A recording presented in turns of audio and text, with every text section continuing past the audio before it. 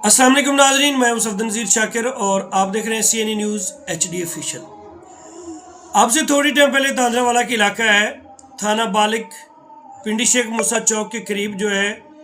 थाना बालिक की तरफ से SHO थाना बालिक रैम मोहम्मद आसिफ और SI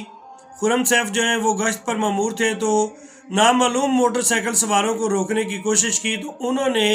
फायरिंग शुरू कर दी। पुलिस पार्टी पर फायरिंग करने के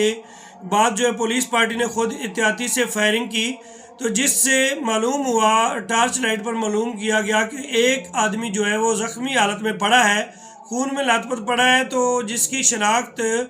अमीन उर्फ अमीनू वल्द जोरे खां चक नंबर 606 गापे से हुई,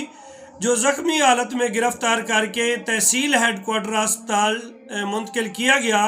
जिसके मुकदमात की डिटेल हासिल करने के बाद पता चला कि वो चोरी डकैती के मुकदमात में जो मतलूब था, जिसपे टोटल 54 मतलब 54 मुकदमात दर्ज थे, मुख्तलिफ थाना जात में वो मतलूब था। तो आज थाना बालिक पुलिस की बड़ी कार्रवाई जो है, आसिफ साहब ने बर वक्त मौके पर पहुंचकर जो है मुलजिम को अपनी तहवील में लिया, जिनके साथी जो है मौके से फरार होने में कामयाब हो गए हैं।